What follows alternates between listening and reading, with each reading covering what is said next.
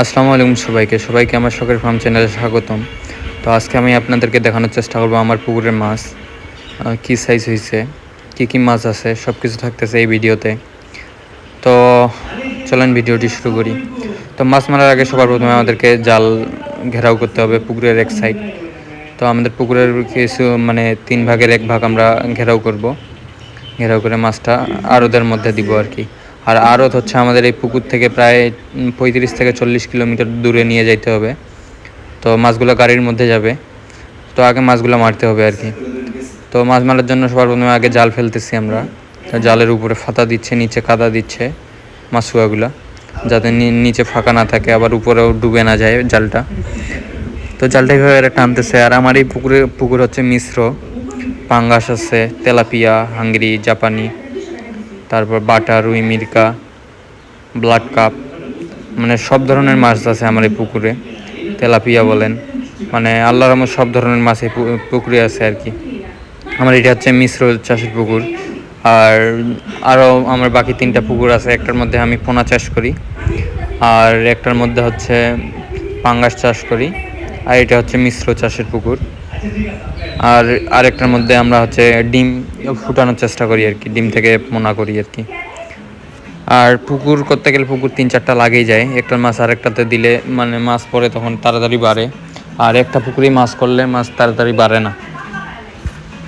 তো আমাদের জালটা প্রায় 3 ভাগের মতো টানা শেষ।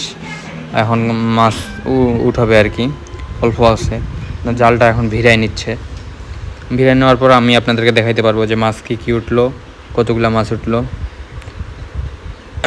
আর এই পুকুরের আমাদের মাছের সাইজের ওজন হচ্ছে পাঙ্গাস আছে 3 প্রকারের। একটা আছে কেজি, আর একটা হবে 600 গ্রামের মতো।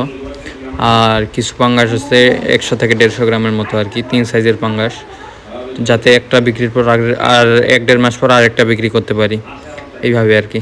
তো আমাদের জাল ভিড়ে গেছে, এখানে মাছগুলো প্রচুর নড়তেছে। তো আমাদের এখন মাছ চলেও যাচ্ছে, জালের মধ্যে মাছগুলো জাল ডেঙ্গায় আর কি। তো এখানে মাছগুলো আমাদের ঘেরাও করা শেষ। এখন মাছগুলো বাছাই করা হবে, সিলভার আলাদা করা হবে, তেলাপিয়া আলাদা করা হবে, যা যা মাছ উঠছে আর কি সব আলাদা করা হবে, যাতে আমাদের নিয়ে যাইতে সুবিধা হয়। তো এই যে মাছ এখন আলাদা করা হচ্ছে, বাছাই করা হচ্ছে। তো এইখানে আপনারা দেখতে পাচ্ছেন যে সিলভার, বাটা, পাঙ্গাসও আছে, পাঙ্গাস মাছও এখন দেখাবে সাইডে। তো আমাদের যেহেতু মিশ্র, তো সব মাছে উঠছে আল্লাহর রহমতে। আর মাছ উঠছে আলহামদুলিল্লাহ, অনেক ভালো মাছ উঠছিল। তবে বাটা মাছটা উঠে নাই, যেহেতু আজকে প্রথম টান দিলাম।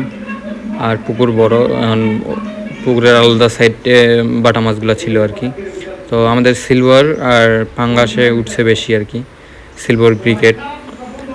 তো এই হচ্ছে মাছগুলো এখন বাছাই করে আমাদের অটোতে নিয়ে যাওয়া হবে, তারপর গাড়ি তখন আড়তে যাবে আর কি।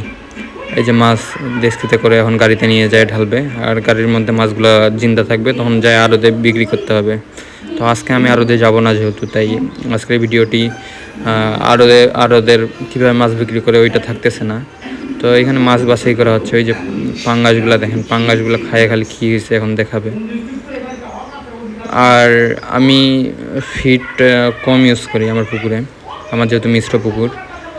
আর আমার পুকুরে কিন্তু তাও যা ফিড ইউজ করি আর কি আলহামদুলিল্লাহ। পাঙ্গাসের সাইজ দেখেন আপনি, মাশাল্লাহ 500 থেকে 600 গ্রাম করে হয়ে গেছে কোনোগুলো। আর আমাদের কিছু পুকুরে আইডি মাছ ছাড়া ছিল, তো ওই আইডি মাছের পোনা ছাড়ছে দেখলাম। এই যে পাঙ্গাসের সাইজ দেখেন আপনি, এটা পাঙ্গাস 1 কেজি হয়ে যাবে, মাছের থেকে পেটটাই বড়।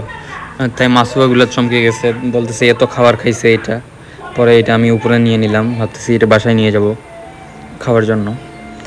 তো আমাদের কিন্তু বড় বড় যে হাঙ্গরিগুলো আছে 3-4 কেজি ওজনের, ওগুলো উঠেনি। পাঙ্গাসগুলো উঠছে, আর এই সিলভার ব্রিকেট এগুলোই উঠছে আর কি আজকে। তো সবাই খালি পাঙ্গাসগুলো দেখে চমকে যাচ্ছে, বলতেছে এত খাবার খাইছে।